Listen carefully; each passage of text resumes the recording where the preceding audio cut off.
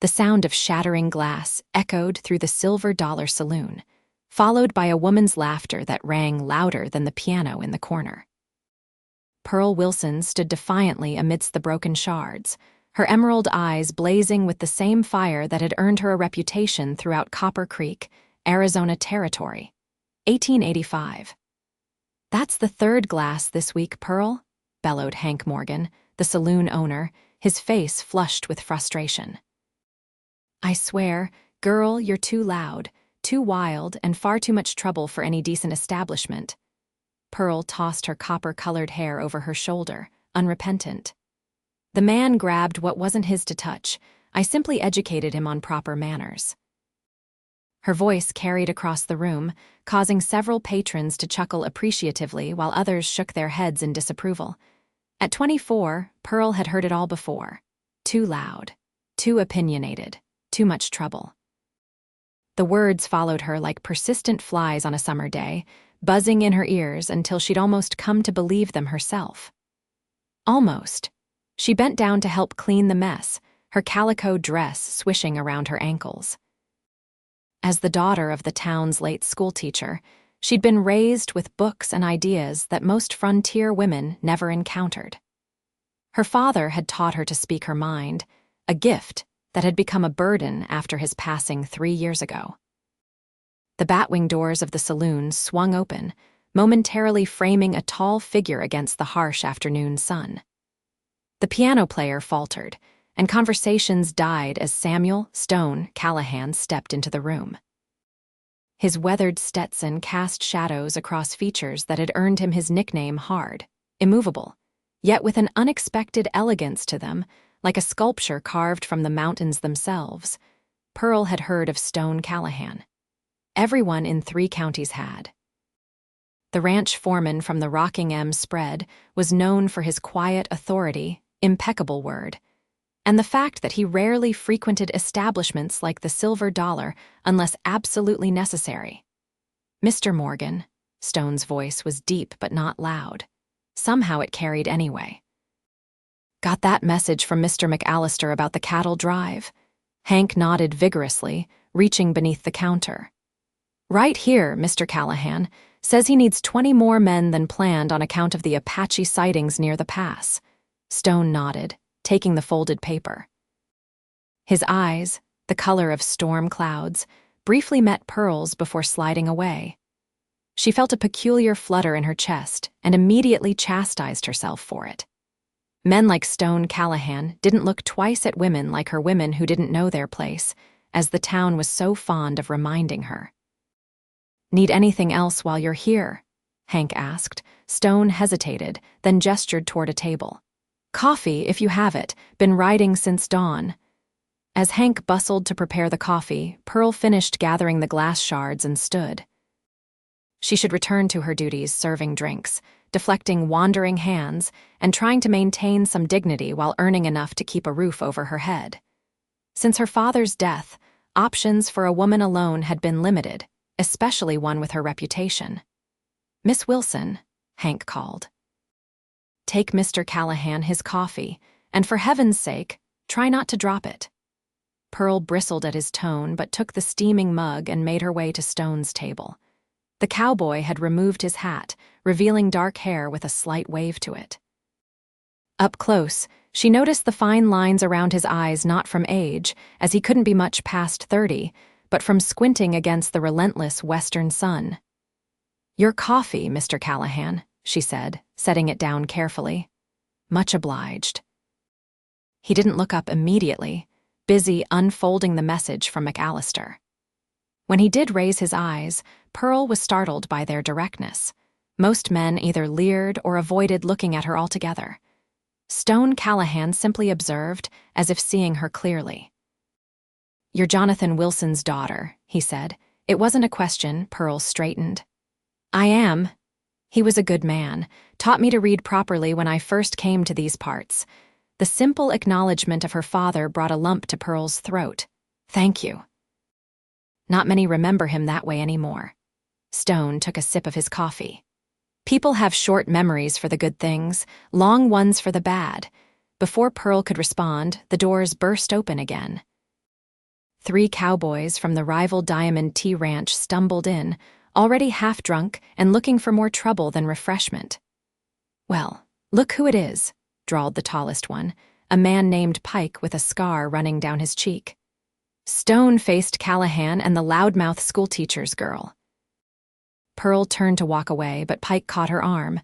"Where you rushing off to, Red? Too good to talk to paying customers." Stone's voice cut through the tension like a knife. "Let go of the lady, Pike." "Lady?" Pike laughed, but his hand dropped from Pearl's arm. "This one. Town gossip says she's nothing but trouble, too wild for her own good." Pearl felt her cheeks burn with humiliation and anger. The worst part was knowing that half the saloon probably agreed with him. Stone stood slowly, a deliberate movement that somehow carried more threat than if he'd jumped to his feet. "Seems to me a man who needs to force his company on a woman is the one who's too much trouble." His voice remained even, conversational almost, but something in it made Pike take a step back. "Just having some fun, Callahan. No need to get riled." "I'm not riled, just finishing my coffee." Stone's gaze was unwavering. "Which I'd like to do in peace." The moment stretched taut as a wire before Pike shrugged with exaggerated nonchalance. "Come on, boys, place has gone downhill anyway." After they'd slunk out, Pearl realized she was still standing beside Stone's table, clutching her serving tray like a shield. "Thank you," she said quietly, "but I could have handled it." The corner of Stone's mouth lifted slightly. "I don't doubt it, Miss Wilson. But my mother taught me some manners, unlike that sorry excuse for a cowpoke." Pearl couldn't help but smile. "Your mother would be proud. She'd be prouder if I remembered to get a haircut before coming to town." He finished his coffee and stood, placing his hat back on his head. "Good day, Miss Wilson." Pearl watched him leave, the slightest swagger in his step betraying his cowboy profession. In the vacuum of his departure, the whispers started again. She could feel them like tiny barbs against her skin, always causing a scene. That temper will be the death of her. Too much trouble for any decent man. Pearl lifted her chin and returned to work. She'd survived worse than whispers, after all, and she'd learned long ago not to put stock in momentary kindness from men passing through, even ones with storm-gray eyes who remembered her father with respect. The next day dawned clear and bright, the kind of autumn morning that made the desert gleam like polished copper. Pearl rose early as always, before the town was fully awake. These quiet hours belonged to her, a precious time when she could almost pretend she was free of judgment and expectations. She lived in a small adobe house at the edge of town, the last remnant of her former life with her father. Keeping it had required taking the job at the saloon, but Pearl considered the trade worthwhile. Within these walls, surrounded by her father's books and her mother's few remaining possessions, she could be herself without apology. After heating water on the stove, Pearl washed and dressed in one of her 2 good dresses, a practical blue cotton with just enough embellishment to feel respectable. Today, she would visit Maggie Sullivan at the general store, one of the few people in town who treated her with genuine kindness. Pearl had promised to help inventory the new shipment of goods that had arrived on yesterday's stage. As she locked her door and set off toward Main Street, Pearl noticed a small crowd gathered outside the telegraph office. In a town like Copper Creek, such gatherings usually meant news and not often the good kind. "What's happening?" she asked Mrs. Hennessy, the milliner's wife, who stood at the edge of the group. The older woman sniffed disapprovingly but answered anyway. "Apache raid on the Peterson place last night, took their horses and supplies. Mr. Peterson got shot trying to stop them." Pearl's heart sank. "Is he still alive?" Last anyone heard. Stone Callahan found him this morning and brought him to Dock Walker. Before Pearl could ask more questions, the crowd parted as Sheriff Davis emerged from the telegraph office. Behind him walked Stone Callahan, his expression grim and his clothes still dusty from the trail. "I've wired Fort Bowie," the sheriff announced. "They're sending a patrol. In the meantime, everyone should stay alert but calm, no need for panic."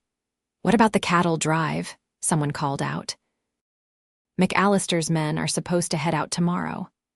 That's for McAllister to decide, Sheriff Davis replied, though I'd advise postponing until we know the situation better. As the crowd began to disperse, Pearl found herself face to face with Stone. His eyes looked even more shadowed than yesterday, and she noticed a dark stain on his sleeve that could only be blood.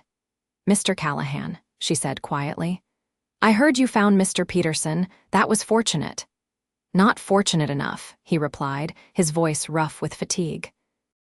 He'd been lying there most of the night, lost a lot of blood. Pearl hesitated, then asked, "Are you all right? You look like you could use some rest yourself."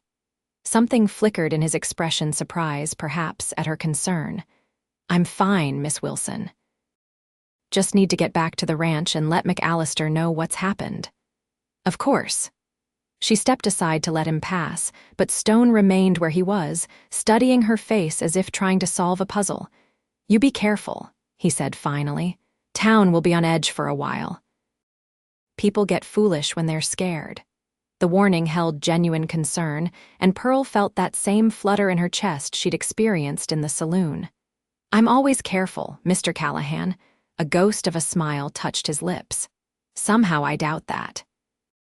He tipped his hat and walked toward the livery stable, his spurs making a soft, jingling rhythm on the packed dirt street. Pearl continued to the general store, but her thoughts remained with the taciturn cowboy who had twice now treated her with unexpected consideration. It was probably nothing, she told herself.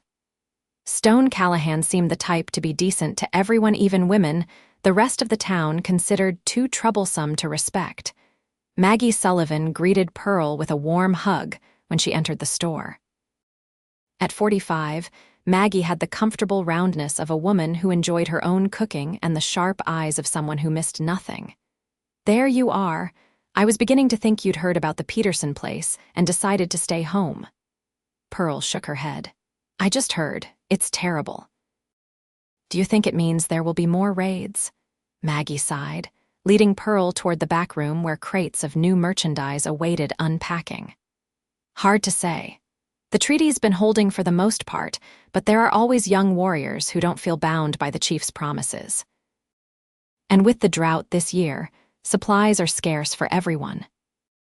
As they worked sorting calico, coffee, ammunition, and the 100 other items needed for frontier life, Pearl found herself repeatedly distracted by thoughts of the Peterson family and of Stone Callahan riding back to the Rockingham with his grim news.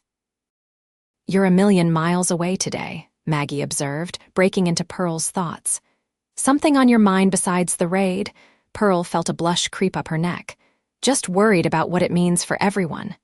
Maggie's knowing eyes saw too much. "Hum. And your distraction wouldn't have anything to do with a certain tall foreman who rode in covered in dust and determination this morning?" "Maggie, of course not." Pearl busied herself with counting tins of peaches. "I barely know Mr. Callahan, but you'd like to." Maggie's tone was gentle. "Can't say I blame you. Samuel Callahan is one of the few men around these parts worth a second look. Educated, too, from what I hear, despite his rough riding ways." Pearl sighed. "It doesn't matter. Men like him don't court women like me." "Women like you?" Maggie's eyebrows rose. "You mean intelligent, courageous women who speak their minds?" "You know what I mean. Half the town thinks I'm scandalous just for working at the saloon. The other half thought I was peculiar even before that, with all my reading and unwomanly opinions." Maggie set down the bolt of fabric she was measuring and placed her hands on Pearl's shoulders. "Listen to me, Pearl Wilson. Your father raised you to think for yourself, and your mother, God rest her soul, would be proud of how you've survived since losing him. Don't let this town's small minds make you small too." Pearl's eyes stung with unexpected tears. "Thank you, Maggie. I just get tired of fighting sometimes." "Of course you do, honey. We all do." Maggie gave her a quick hug. "Now, let's finish this inventory before my husband comes back and thinks we've been gossiping all morning instead of working." By noon, they had completed most of the inventory, and Maggie insisted that Pearl take home a basket of fresh bread and preserves as partial payment for her help.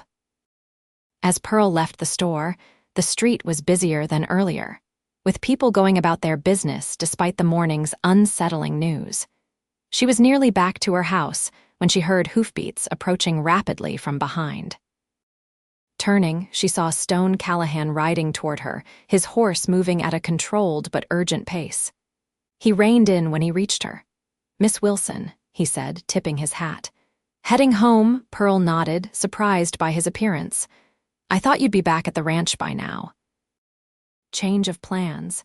McAllister's bringing the herd in closer to town for safety. I came back to arrange for extra hands to help. His eyes fell on her basket. "That looks heavy. May I escort you the rest of the way?" Pearl hesitated. Being seen in Stone Callahan's company would certainly start tongues wagging, but the genuine concern in his eyes won out over her caution. "Thank you. It's not much further." Stone dismounted in one fluid motion and fell into step beside her, leading his horse. Up close, she could smell the leather of his saddle, the dust of the trail, and something else, a clean, masculine scent that was uniquely his. "How is Mr. Peterson doing?" she asked to break the silence. Holding his own, according to Doc Walker, Peterson's a tough old bird. If infection doesn't set in, he might pull through. They walked a few more steps before Stone spoke again. "I heard you've been helping Mrs. Sullivan at the store today." Pearl glanced at him in surprise. "News travels fast." "Small town," he shrugged. "People notice where you go." There was something in his tone that made Pearl wonder if he meant people in general or himself specifically. Before she could decide, they reached her small adobe house. "This is me," she said unnecessarily, stopping at the gate in the low stone wall that surrounded her tiny yard. "Thank you for the escort, Mr. Callahan." Stone looked at the modest house with its swept dirt yard and the carefully tended cactus garden. "Your father built this place, didn't he?" Pearl nodded, a familiar ache filling her chest. "Yes." He wanted something that would stay cool in summer and warm in winter. Said the adobe reminded him of the missions in California, where he grew up. Stone's expression softened slightly. "He talked about California sometimes when he was teaching me." Said the ocean there was bigger than a man could comprehend. The mention of her father's teachings caught Pearl by surprise. "You studied with him often?" "Every Saturday for a winter when I first came to work for McAllister. I could read some, but your father taught me proper grammar and history." Said a man should know where he came from to know where he's going. Pearl felt tears threatening again and blinked them back. That sounds like him. He believed education was the great equalizer. Stone nodded, his eyes moving from the house back to Pearl's face. He was right about that. And about a lot of other things, I expect. A moment of understanding passed between them, a recognition of shared respect for the man who had shaped Pearl's life and, apparently, touched Stone's as well. The silence was broken by shouts from the direction of Main Street. Stone's posture instantly changed, alert and wary. "Stay here," he said, handing her the basket. "Lock your door." Before Pearl could protest, he had swung back onto his horse and was riding toward the commotion. Ignoring his instruction, she placed the basket on her porch and followed on foot, her heart pounding with apprehension. By the time she reached Main Street, a crowd had gathered outside the sheriff's office. In the center stood Sheriff Davis, Stone Callahan, and a man Pearl recognized as a scout who sometimes worked for the Army. The patrol from Fort Bowie was ambushed in Devil's Canyon, the scout was saying, his voice carrying in the tense silence. 3 soldiers dead, the rest retreating back to the fort. The Apache band is larger than we thought, maybe 20 warriors. Murmurs of fear rippled through the crowd. Pearl pushed forward until she could see better, drawing disapproving glances from some of the town's more respectable women. "What are we supposed to do now?" demanded Harold Simmons, the banker. "Wait here to be slaughtered in our beds." "Nobody's getting slaughtered," Sheriff Davis said firmly. "We'll organize additional patrols. Every able-bodied man will take shifts." "I'll ride to the surrounding ranches," Stone offered. "Let them know what's happening, get more men to help defend the town if needed." The scout shook his head. Too dangerous for one man to ride alone right now. I'll take my chances, Stone replied. McAllister's men need to know, and so do the other spreads. Pearl watched his face as he spoke, struck by the calm authority he projected. While others panicked, Stone Callahan assessed and acted. It was a rare quality in a world where bluster often substituted for courage. As the meeting broke up, with men heading to collect weapons and Sheriff Davis organizing patrol schedules, Pearl found herself once again face to face with Stone. "I thought I told you to stay at your house," he said, but there was no real anger in his voice. "I'm not very good at following orders, Mr. Callahan," she replied. To her surprise, a genuine smile broke across his face, transforming his features. "So I'm learning, Miss Wilson." Before she could respond, Pike and his Diamond Tea companions shouldered their way through the dispersing crowd. Pike's face was flushed with drink despite the early hour, and his eyes held a mean gleam when they landed on Pearl. "Here she is, Boys the Wildcat herself. Bet she's in league with those Apache. Always did have unnatural ideas about people knowing their place." Pearl felt her temper flare, but before she could speak, Stone stepped between them. "You're drunk, Pike. Go sleep it off before you say something that gets you hurt." Pike sneered. "Defending her honor again, Callahan. Didn't figure you for the type to take interest in damaged goods." The words struck Pearl like a physical blow.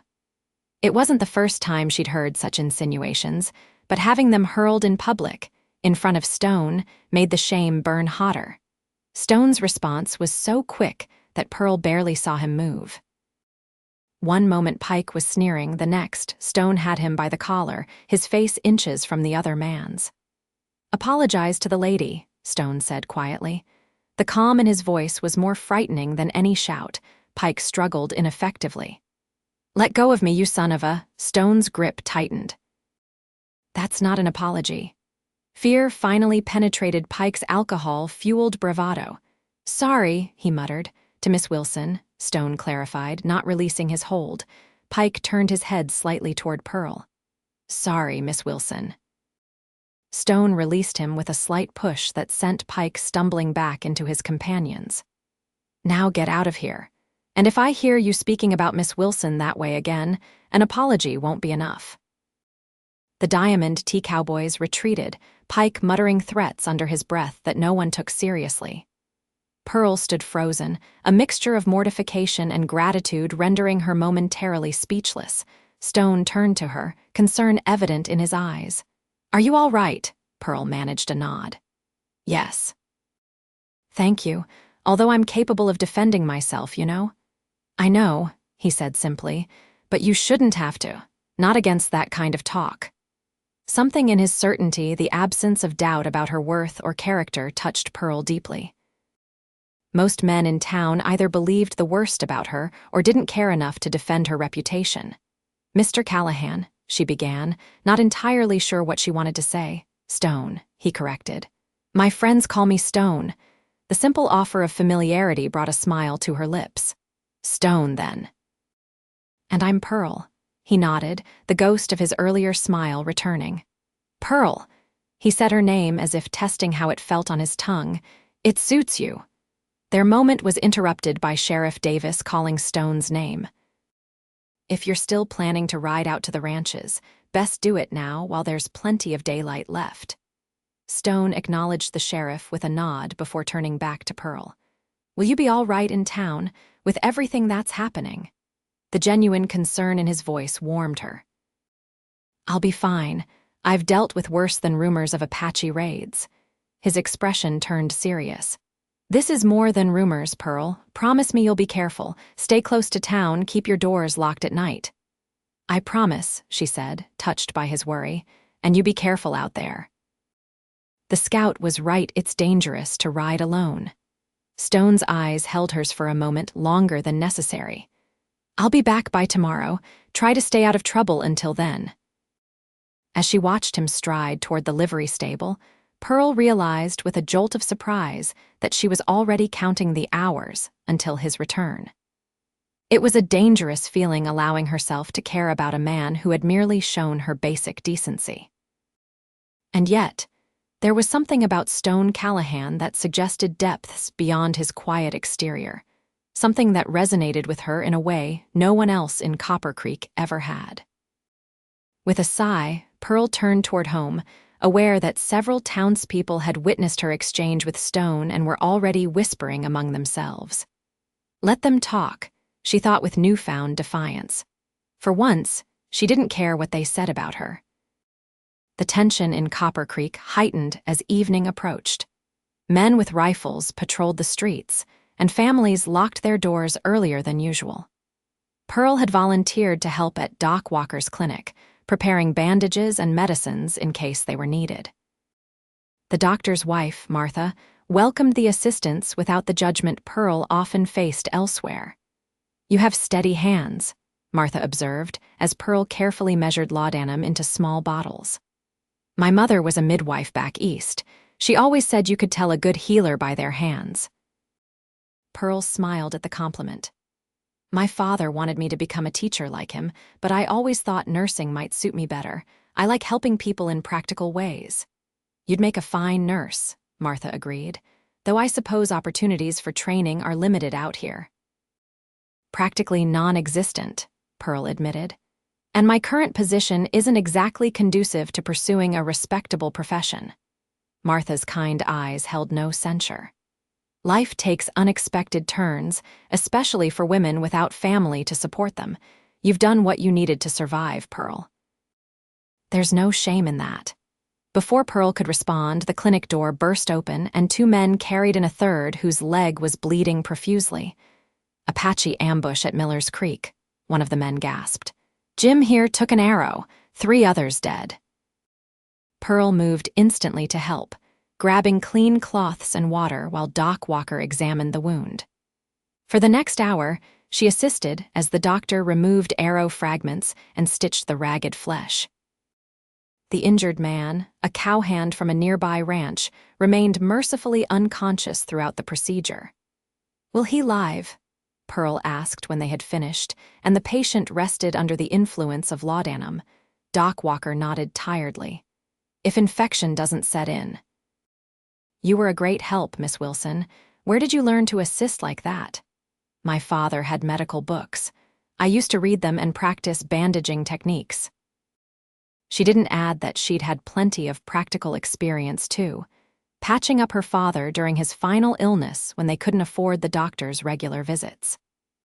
As Pearl washed blood from her hands, she couldn't help worrying about Stone, somewhere out in the darkness carrying warnings to isolated ranches.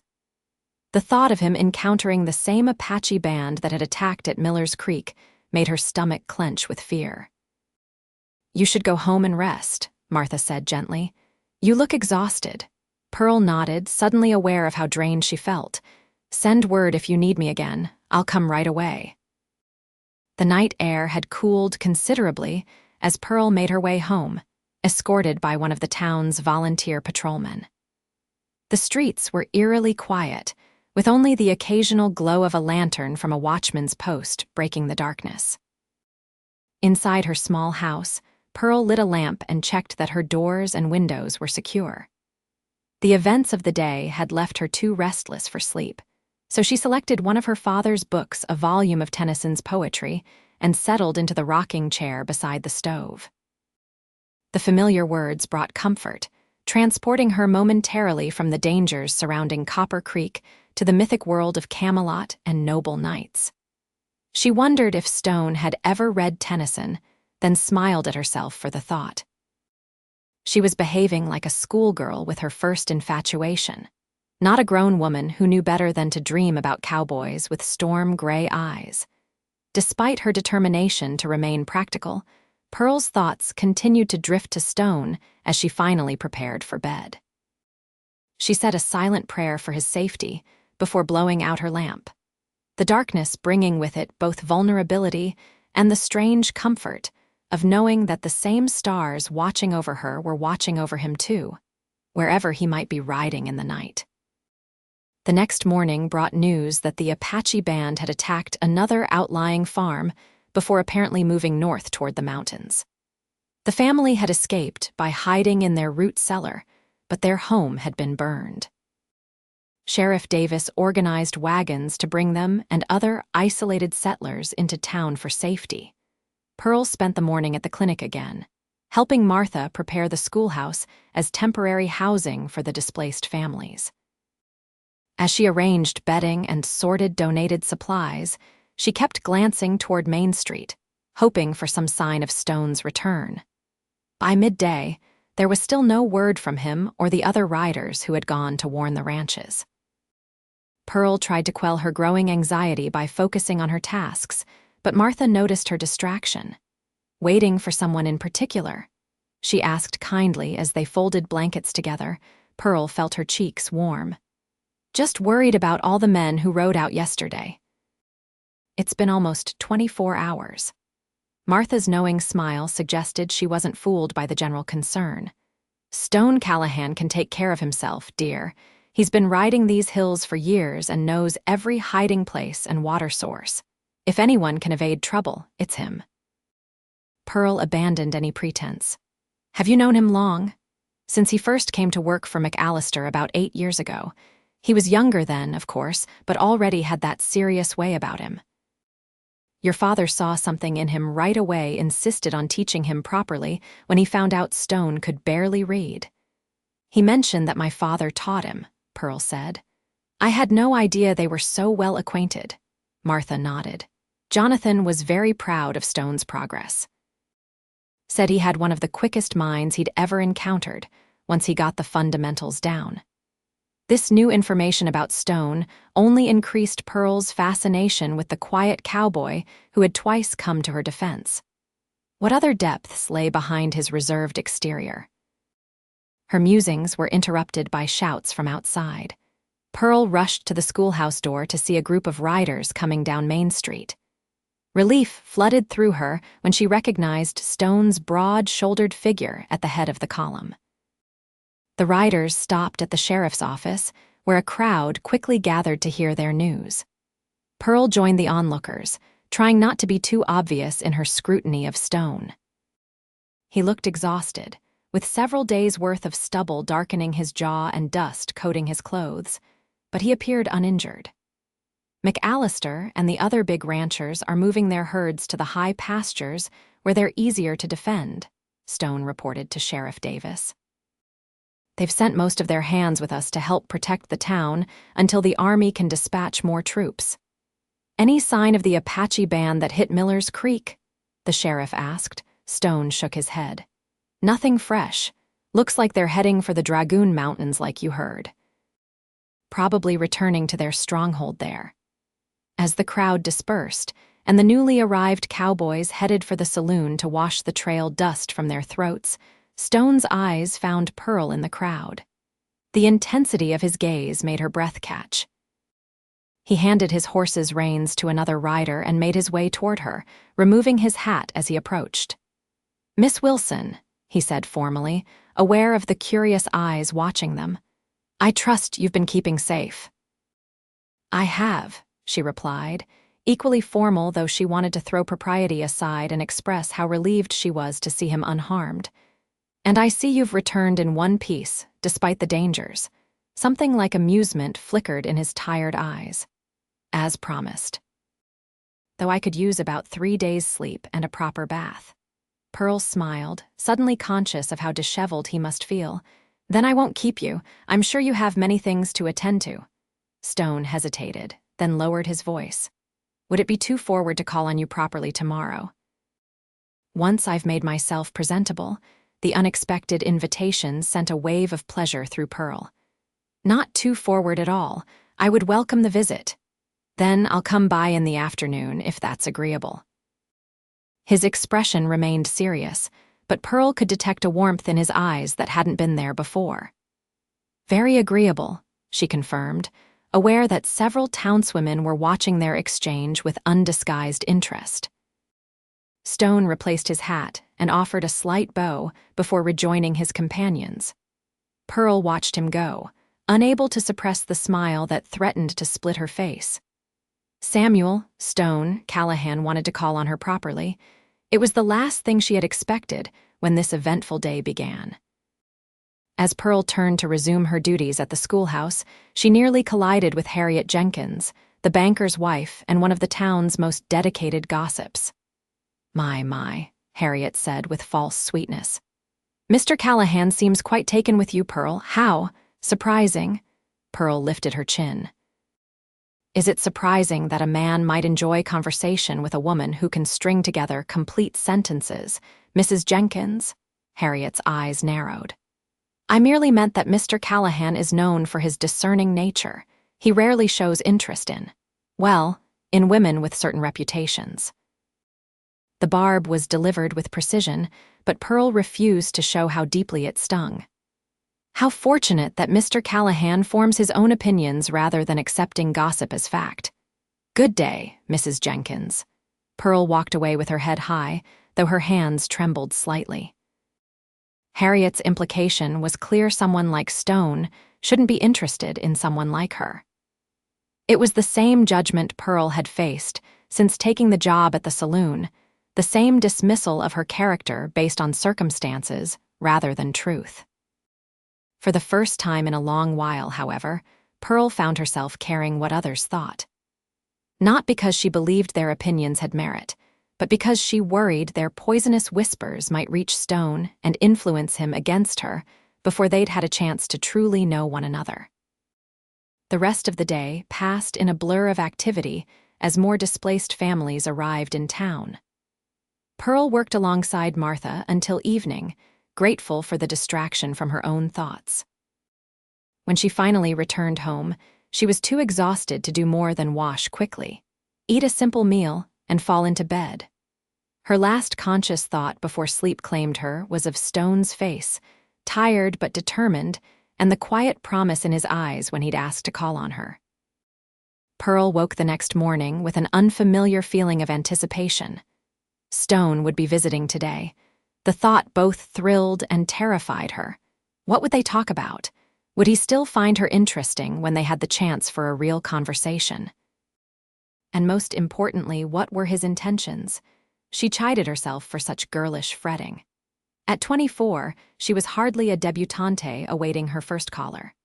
Still, as she went about her morning chores, Pearl found herself taking extra care with her appearance. She washed her copper hair until it gleamed and pinned it in a style more elaborate than her usual practical arrangement. After considerable deliberation, she chose her best dress, a moss-green cotton that her father had once said matched her eyes. By early afternoon, Pearl had cleaned her small house until it shone, arranged wildflowers in a jar on the table, and fretted herself into a state of nervous energy. When a knock finally came at her door, she had to take a deep breath to calm her racing heart before answering. Stone stood on her porch, hat in hand, looking more rested than when she'd seen him yesterday. He'd shaved, and his dark hair was still damp from washing.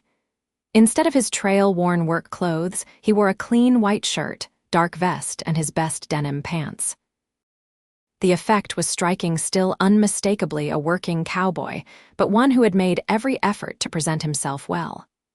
"Good afternoon, Miss Wilson," he said, his deep voice carrying a hint of the same nervousness Pearl felt.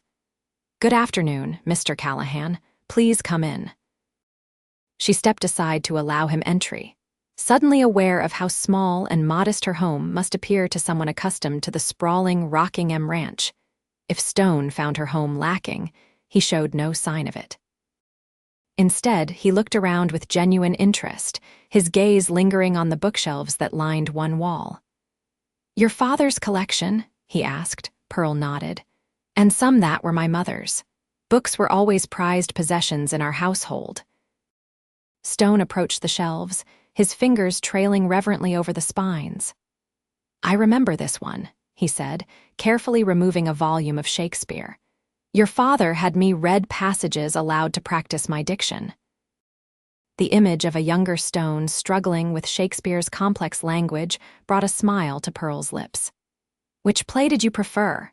"Macbeth," he answered without hesitation, "though your father said my temperament was more suited to Horatio from Hamlet." The loyal friend who survives to tell the tale. Pearl's estimation of Stone rose even higher. How many cowboys in the Arizona Territory could discuss Shakespeare with such easy familiarity? "Would you like some coffee?" she offered, suddenly remembering her duties as hostess. "I baked some bread this morning as well." "That would be mighty welcome," Stone said, returning the book to its place. "Though I don't want to put you to any trouble." "It's no trouble at all." Pearl bustled to her small kitchen area, grateful for the chance to collect herself. Stone's presence filled her modest home in a way that was both unsettling and exciting. As she prepared the coffee, she could feel his eyes on her back. "I heard you've been helping at the clinic," he said. "Doc Walker speaks very highly of your assistance." Pearl turned, pleased by the compliment. "I enjoy the work. It feels purposeful. Not like serving drinks at the Silver Dollar." The question held no judgment, merely understanding. "Exactly." Pearl brought the coffee to the table, along with a loaf of fresh bread and some preserves. "Though I'm grateful to Hank for the job. There aren't many options for a woman alone in a town like this." Stone took the seat she indicated, waiting for her to sit before reaching for his coffee. The simple courtesy spoke volumes about his upbringing. "Have you ever considered other possibilities?" he asked. "With your education and abilities, you could do many things." Pearl sighed. "It's not so simple. I've thought of teaching like my father, but the school board made it clear they consider me unsuitable." The memory of that rejection still stung. "And leaving Copper Creek would mean abandoning my father's house, the last connection I have to my parents." Stone nodded thoughtfully. "Roots matter. I understand that better than most." Something in his tone suggested a story, and Pearl found herself intensely curious. "Did you grow up in the Territory?" A shadow crossed Stone's face. "No, I was born in Missouri. My father had a small farm there." He paused, seeming to debate how much to share. "He was killed in the war fighting for the Union. My mother tried to keep the farm going afterward, but it was too much. She died of pneumonia when I was 14. "I'm so sorry," Pearl said softly, moved by the matter-of-fact way he described such personal tragedy. Stone shrugged slightly. "It was a long time ago. After she passed, I headed west, worked my way through Kansas, Colorado, New Mexico. Took whatever jobs I could find. Was barely literate until I landed at the Rockingham, and your father took an interest in my education." The revelation of Stone's difficult past gave Pearl new appreciation for what he had accomplished. Rising to foreman of one of the territory's largest ranches after such beginnings spoke to exceptional character and determination. "And now," she asked, "what are your ambitions now?" Stone met her eyes directly. "I've been saving. McAllister's getting older, talks about selling pieces of the ranch. I aim to buy a section when he does start my own spread." The clarity of his vision impressed Pearl.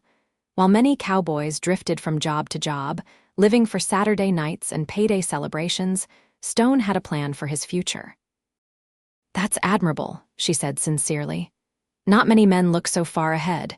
"And you?" he asked, his gray eyes intent on her face. What does Pearl Wilson want from life if she could have anything? The question caught her off guard. It had been so long since anyone had cared about her dreams that she had almost stopped acknowledging them herself. "I'd like to use my mind," she said finally, "to help people in meaningful ways. Maybe become a proper nurse with training or open a school that accepts all children, regardless of background." She hesitated, then added with a self-deprecating smile, "And I'd like to stop being known as too loud and too much trouble." Stone's expression softened. "Those who say such things about you don't know you at all." "And you do?" The question slipped out before Pearl could censure it. "I'm beginning to," he replied, his voice low and sincere. "I know you're educated but not pretentious, brave but not foolhardy.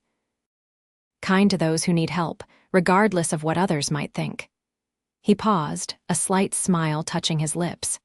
"And yes, you speak your mind more freely than most women in these parts, but I consider that a virtue, not a fault." Pearl felt warmth spread through her chest at his words. How long had it been since someone had seen her so clearly, had valued the very qualities others criticized? "Why did you ask to call on me, Mr. Callahan?" she asked, needing to understand his intentions. "Stone," he reminded her gently. "And I called on you because I've admired you from afar for longer than you might guess. Your courage in facing this town's narrow judgments, your devotion to your father during his illness, the dignity with which you've carried yourself despite everything.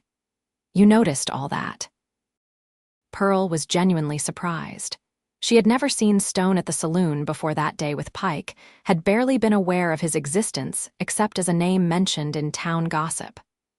"I notice more than people think," he said simply, "and I'd like the chance to know you better if you're willing." The honest declaration, free from flowery compliments or exaggerated promises, touched Pearl deeply. Stone Callahan was offering genuine interest, not fleeting attraction.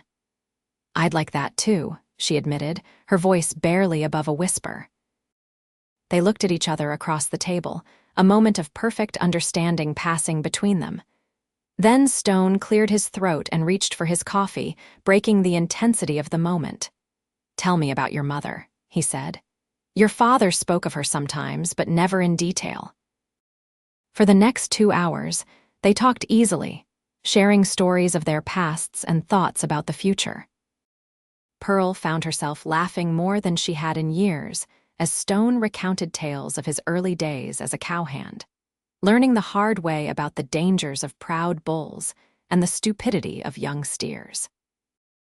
In turn, she told him about growing up as a teacher's daughter, always expected to be the example for other children, and her mother's secret love of dime novels that she would read aloud to Pearl when her father was occupied with school matters. "I should go," Stone said finally, noticing the lengthening shadows. "People will talk if I stay much longer." "People will talk regardless," Pearl replied with a touch of resignation. "But you're right, we both have responsibilities tomorrow." As Stone rose to leave, he hesitated, then reached for her hand. His palm was calloused from years of rope and reins, but his touch was gentle as he raised her fingers to his lips in a gesture more courtly than Pearl would have expected from a cowboy. "Thank you for this afternoon," he said, his eyes holding hers. "May I call again?" "I would be disappointed if you didn't," Pearl answered truthfully. At the door, Stone turned back. "There's a social at the church next Saturday. Would you consider attending with me?" The invitation startled Pearl. Church socials were respectable gatherings, attended by all the proper families in town. For Stone to escort her so publicly was a significant statement. "Are you certain?" she asked. "Some people might not approve." Stone's expression hardened slightly. "I don't much care what some people think. I'd be honored to escort you, Pearl Wilson, if you'll have me." The determination in his voice left no room for doubt. Whatever Stone's feelings for her, he wasn't ashamed to acknowledge them openly. "Then yes," she said, feeling as though she was stepping into unknown territory. "I would be pleased to accompany you." After Stone had gone, Pearl sat in her rocking chair, trying to make sense of the afternoon's revelations. Samuel Callahan, respected foreman, self-educated reader of Shakespeare, man with plans and principles, was interested in her. Not as a saloon girl or an object of momentary desire, but as a woman of substance worthy of public courtship. For the first time in years, Pearl allowed herself to hope for a future different from the lonely path she had resigned herself to walking. It was a dangerous feeling, hope. It left one vulnerable to disappointment. But as she watched the sunset paint the desert in shades of fire and gold, Pearl decided that some risks were worth taking. News of Stone Callahan calling on Pearl Wilson spread through Copper Creek with the speed and ferocity of a wildfire.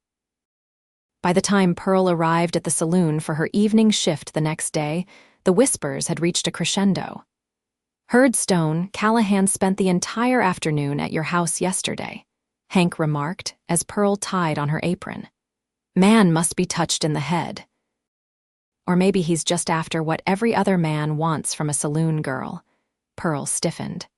"Mr. Callahan is a gentleman, which is more than I can say for most men who frequent this establishment, including its owner." Hank had the grace to look abashed. "Now don't get your feathers ruffled." "I'm just saying it's unusual, is all." Stone's always been particular about his reputation. Then perhaps you should consider that his interest suggests I'm not what this town believes me to be, Pearl replied, her voice steady despite the hurt Hank's insinuation had caused. The evening proved challenging as customer after customer made comments about Stone's visit. Some were merely curious, others openly suggestive. Pearl maintained her dignity throughout, refusing to satisfy their prurient interest with details of a conversation that felt too precious to share with such unworthy ears. Near closing time, the batwing doors swung open to admit Pike and his cronies from the Diamond Tea. They were already drunk and looking for trouble. Pearl silently cursed her luck as Pike spotted her and made a direct line for where she stood behind the bar. "Well, if it isn't Callahan's woman," he slurred, leaning on the counter. "Here you've moved up from serving drinks to serving the Rockingham foreman. Mighty fine promotion." Pearl ignored the crude implication. "What can I get you, Mr. Pike, assuming you can still stand upright long enough to drink it?" Pike's face darkened at her calm dismissal. "You think you're better than the rest of us now that Stone Callahan's taken a shine to you, still just a saloon girl putting on airs." "That's enough, Pike," Hank intervened, surprising Pearl with his defense. "You want a drink, fine. You want to cause trouble, take it elsewhere." "Since when do you protect her honor?" Pike demanded. "Everyone knows what she is." "She's my employee," Hank replied firmly. "And you're disrupting my business, so drink up or get out." Pike glared but backed down, muttering obscenities as he rejoined his friends at a corner table. Pearl gave Hank a grateful nod before continuing her duties, though she remained acutely aware of Pike watching her with malevolent eyes. When her shift ended, Pearl was relieved to see that Pike and his companions had finally left. She changed out of her work dress into her regular clothes and said goodnight to Hank, who gruffly warned her to be careful walking home. The night air was cool against her skin as Pearl made her way down the darkened street. Most of the town was already asleep, with only a few lights still burning in scattered windows. She quickened her pace, suddenly aware of how vulnerable she was alone at this hour. The sound of footsteps behind her confirmed her fears. Pearl glanced back to see Pike following her, separated from his friends and moving with purposeful unsteadiness in her direction. "Thought you could humiliate me in front of everyone," he called. "Twice now you've made me look the fool, with Callahan jumping to your defense like you're some kind of lady." Pearl walked faster, her heart racing. Her house was still 2 blocks away, too far if Pike intended harm. "I'm talking to you?" Pike's voice was closer now. "Or are you too good to speak to ordinary men these days?" Pearl spun to face him, deciding that confrontation was safer than showing fear. "Go home, Mr. Pike. You're drunk and making a spectacle of yourself." Pike's laugh held no humor. "A spectacle? That's rich, coming from you. The whole town knows what you are. Callahan will tire of you soon enough once he gets what he wants." "You know nothing about Mr. Callahan or me," Pearl replied, fighting to keep her voice steady. "Now leave me alone, or I'll scream loud enough to wake the sheriff." Pike lunged forward suddenly, grabbing her arm. "Nobody would believe you anyway. Saloon girl crying wolf against a respectable ranch hand. Who do you think they'd side with?" Terror coursed through Pearl, but she refused to show it. Instead, she brought her knee up sharply, connecting with Pike's groin just as her father had once taught her to do if threatened. Pike doubled over with a howl of pain, releasing her arm. Pearl didn't wait to see if he recovered. She lifted her skirts and ran, not stopping until she reached her front door. Her hands shook so badly she could barely work the key in the lock. Once inside, she barricaded the door with a chair and sank to the floor, trembling with delayed fear and fury. Part of her wanted to cry, but a stronger part refused to give Pike the satisfaction of her tears, even in private.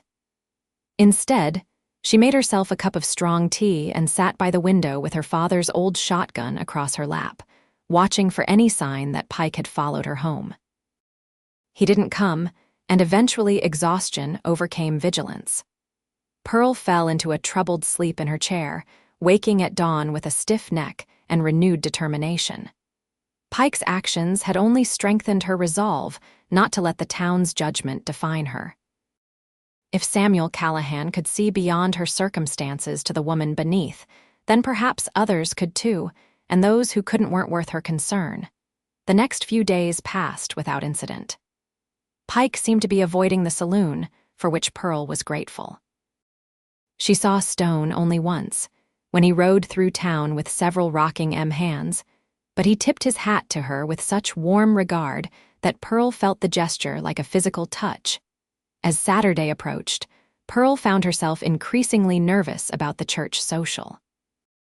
It would be her first public appearance with Stone, and she knew every eye in town would be watching them.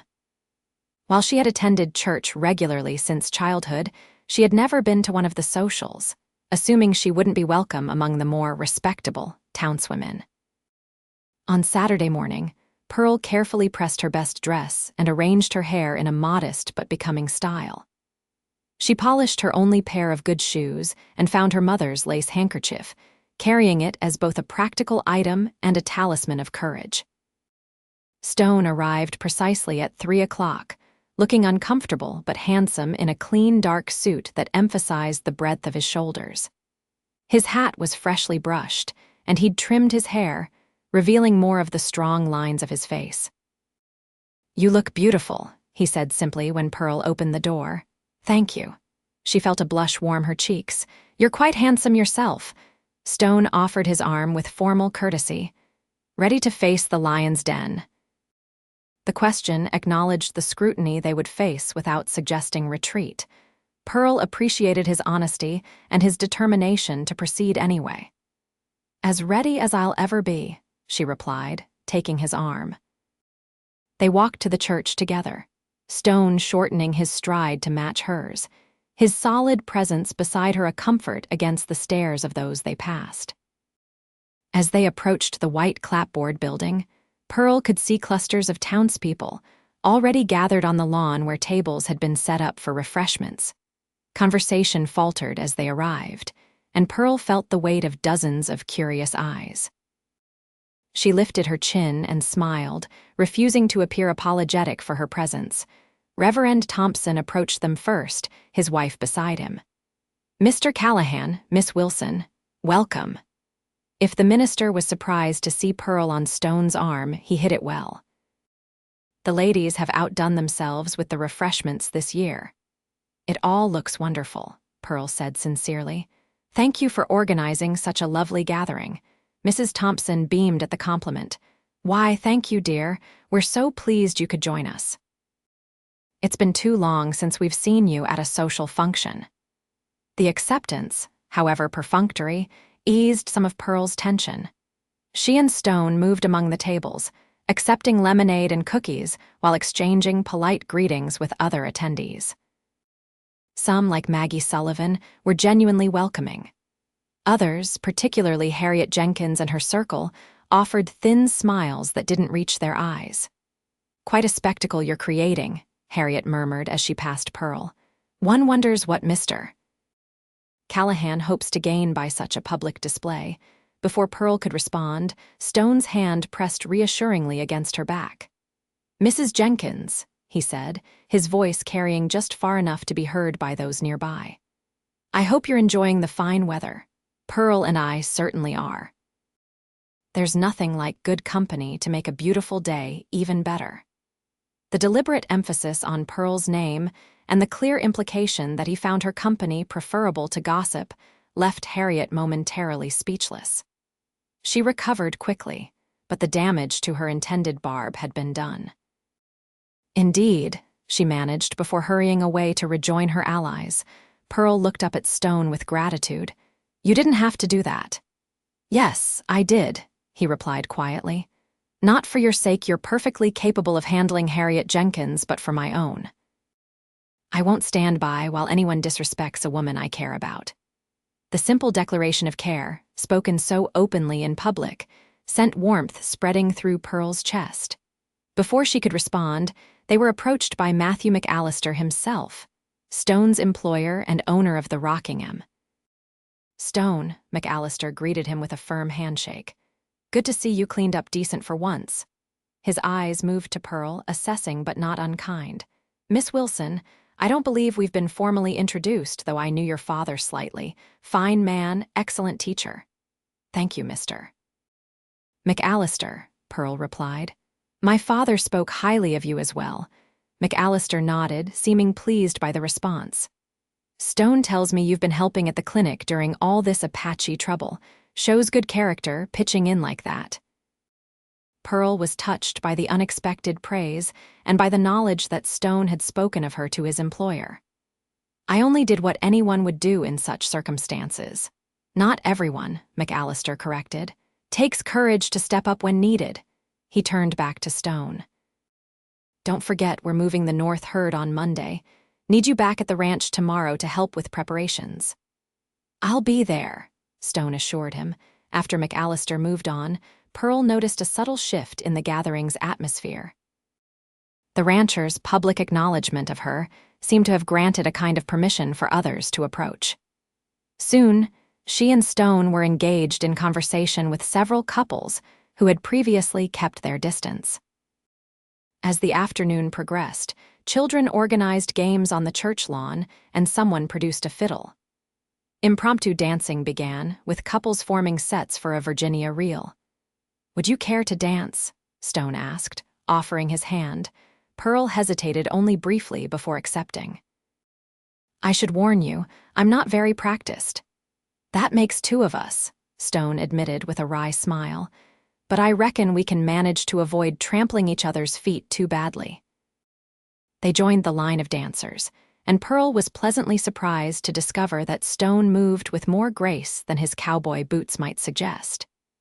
His hand on hers was firm but gentle, guiding rather than controlling as they weaved through the pattern of the dance.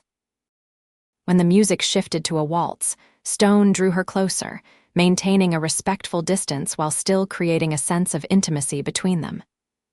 "Still worried about coming today?" he asked quietly. Pearl shook her head. "No, whatever they may whisper later, I'm glad to be here with you now." Stone's eyes darkened with an emotion Pearl couldn't quite name. "I heard about what happened with Pike the other night," he said, his voice tightening.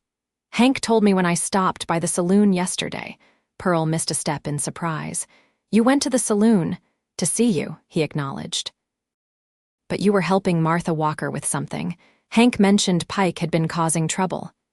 His jaw clenched visibly. "Did he hurt you?" "No," Pearl assured him quickly. "He grabbed my arm, but I convinced him to let go." A brief smile touched Stone's lips. "I don't doubt it." "Still, he had no right to follow you or put hands on you. I've spoken to Sheriff Davis about it." The idea that Stone had taken action on her behalf without first confronting Pike directly impressed Pearl. Many men would have sought personal revenge rather than official justice. "Thank you," she said, "though I fear it may only make him more resentful." "Pike's being transferred to the Diamond Titaques holding in New Mexico," Stone replied. "McAllister spoke with his boss after hearing what happened. He won't be troubling you again." Pearl was stunned by the extent of Stone's intervention and by McAllister's willingness to involve himself on behalf of a saloon girl he barely knew. "You did all that for me?" Stone's expression grew serious as the dance brought them together again. "I would do considerably more to ensure your safety and peace of mind, Pearl Wilson." The simple declaration, spoken without dramatic flourish, but with absolute conviction, touched Pearl deeply. No one since her father had shown such concern for her well-being or gone to such lengths to protect her. As the afternoon faded into evening and lanterns were lit around the churchyard, Pearl found herself surrounded by more genuine acceptance than she had experienced in years.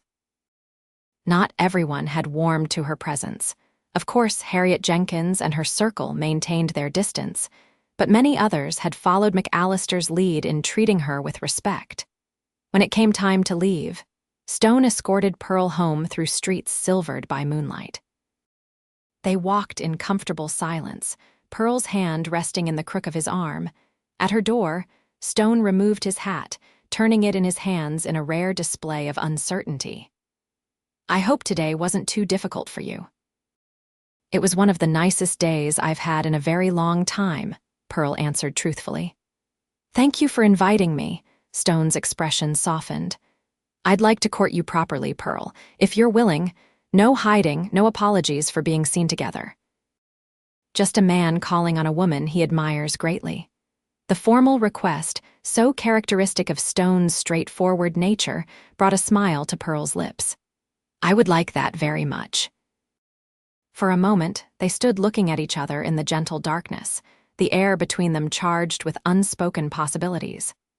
Then Stone leaned forward slowly, giving Pearl ample time to step away if she wished.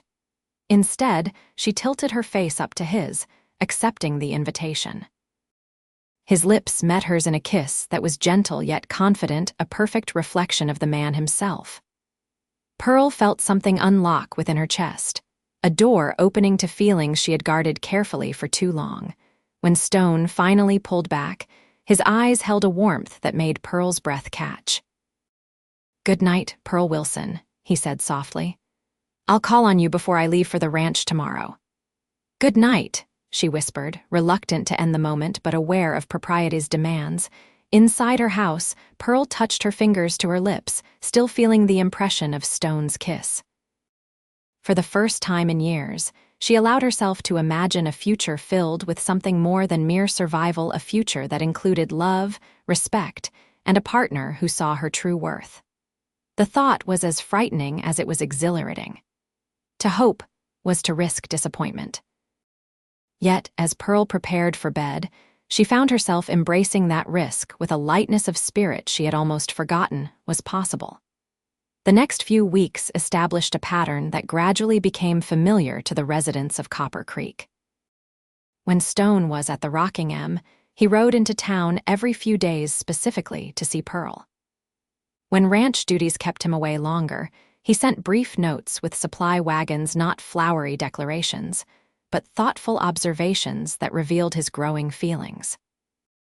For her part, Pearl found unexpected allies in her changing circumstances. Martha Walker invited her to assist more regularly at the clinic, providing a respectable alternative to some of her saloon shifts. Maggie Sullivan offered her occasional work at the general store. Even Hank grudgingly reduced her hours, seeming to understand that Pearl's association with Stone Callahan had altered her standing in the community. Not everyone approved, of course. Harriet Jenkins and her circle continued to whisper behind their hands whenever Pearl passed. Some of the older ranchers questioned Stone's judgment in courting a saloon girl, regardless of her father's former position in the community. But the most vocal critics were silenced when Matthew McAllister himself began tipping his hat to Pearl when their paths crossed in town. One crisp October morning, Pearl was helping Martha organize medical supplies when Stone appeared at the clinic door. His unexpected presence during what should have been a busy workday at the ranch brought Pearl immediately to her feet. Is something wrong? She asked, searching his face for signs of trouble. Stone shook his head, a smile playing at the corners of his mouth. Nothing's wrong. In fact, I have news. Good news, I hope. He glanced at Martha. Could I borrow Miss Wilson for a short walk, madam? Martha waved them away with a knowing smile. Take all the time you need. We're nearly finished here anyway. Outside, the autumn air carried the scent of sage and distant wood smoke. Stone offered Pearl his arm, leading her toward the edge of town where the desert stretched toward distant mountains. You're very mysterious this morning, Pearl observed, curiosity building. What news couldn't wait until your regular visit? Stone's expression was more animated than she had ever seen it. McAllister's selling off the north section of the Rockingham 3,000 acres, including water rights to Cottonwood Creek. Pearl's heart quickened as she began to understand. And you're buying it? Stone nodded, a rare grin transforming his usually serious face.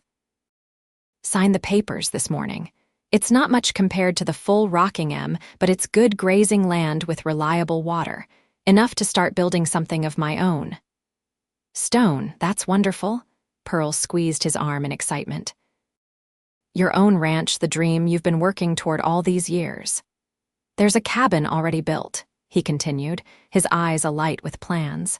Nothing fancy but solid, good foundation for something more substantial eventually. He paused, turning to face her directly. The thing is, Pearl, I don't want to build that future alone. Pearl's breath caught as Stone reached into his pocket and withdrew a small object wrapped in clean handkerchief. With deliberate care, he unwrapped it to reveal a simple gold ring set with a small but perfect emerald. This was my mother's, he said, his voice deepening with emotion. The only thing of value she managed to keep after my father died. She made me promise to give it only to a woman strong enough to face life's hardships without losing her spirit. His eyes held Pearl's with unwavering intensity. I can't imagine anyone more deserving of it than you. Pearl felt tears gathering as Stone took her hand in his. I'm not a man of fancy words, Pearl Wilson, but I love you. Your courage, your kindness, your refusal to be less than who you truly are despite what others might say. I want to build a life with you if you'll have me. The simple, heartfelt declaration touched Pearl more deeply than any elaborate proposal could have. This was Stone honest, steadfast, seeing her true worth when others saw only what they expected to see. Yes, she whispered, her voice thick with emotion. Yes, I'll have you, Samuel Callahan. I love you too. Stone's hands trembled slightly as he slipped the ring onto her finger. It fit as if it had been made for her, the emerald catching the morning light in flashes of green fire. Their kiss was deeper than their first, filled with the promise of a shared future and the certainty of having found in each other something rare and precious. When they finally parted, Stone kept his arms around Pearl, as if reluctant to break the connection between them. People will talk, he said with a small smile. More than they already do, Pearl laughed, a sound of pure joy. Let them. We know the truth, that's all that matters.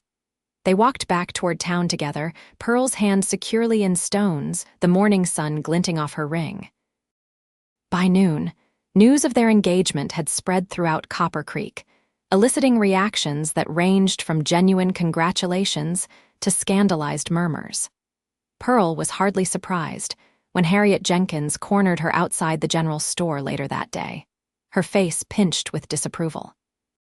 So you've managed to trap Stone Callahan into marriage, Harriet said, eyeing the ring on Pearl's finger with ill-concealed envy. I suppose congratulations are in order, though one does wonder how long such an unusual match will last. Before Pearl could respond, Maggie Sullivan appeared beside her, placing a protective arm around her shoulders. Oh, I think it will last a good long while, Harriet.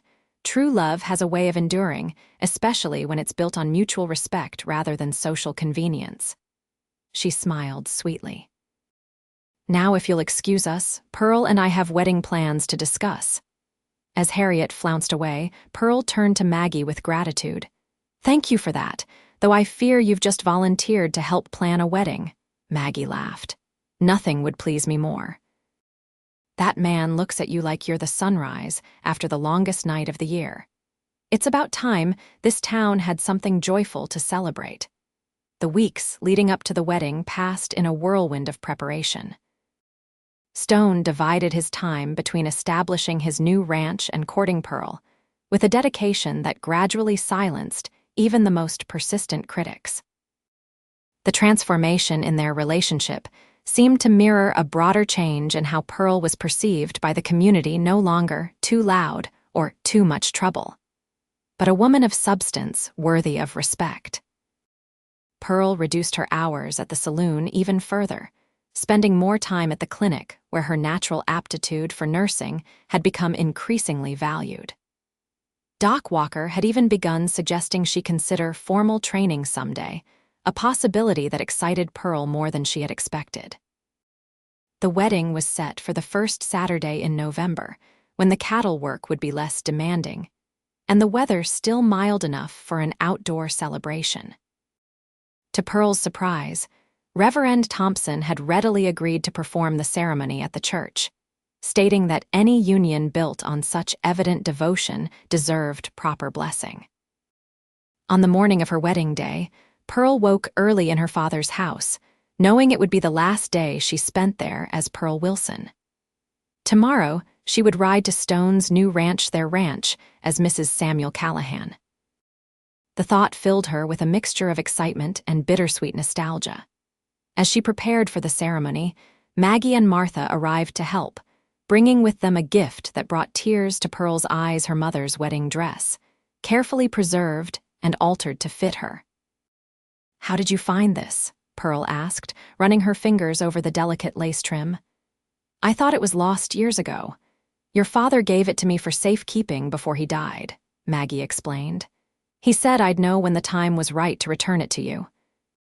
The revelation that her father had planned so far ahead, believing in a future where Pearl would find happiness even when she herself had doubted it was possible, filled her heart with renewed gratitude for the man who had raised her to be strong and independent.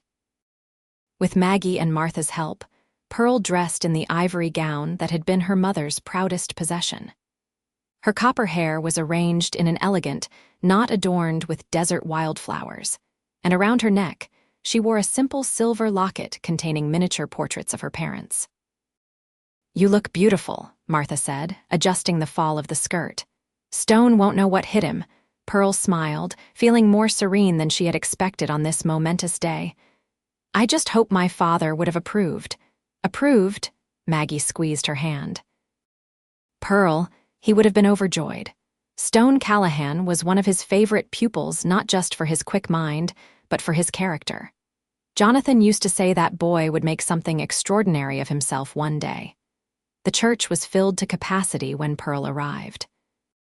It seemed the entire town had turned out, whether from genuine goodwill or simple curiosity.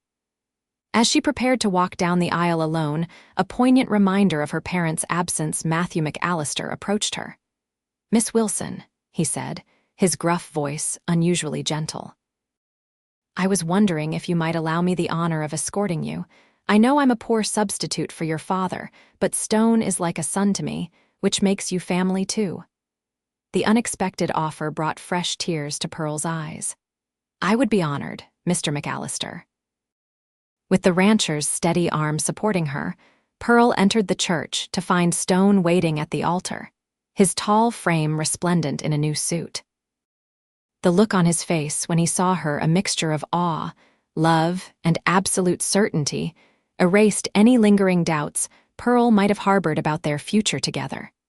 The ceremony itself passed in a blur of emotion.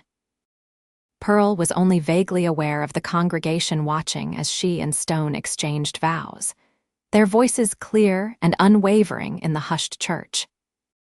What she would remember most clearly later was the warmth of Stone's hands holding hers, the depth of conviction in his "I do," and the gentle way he kissed her when Reverend Thompson pronounced them husband and wife.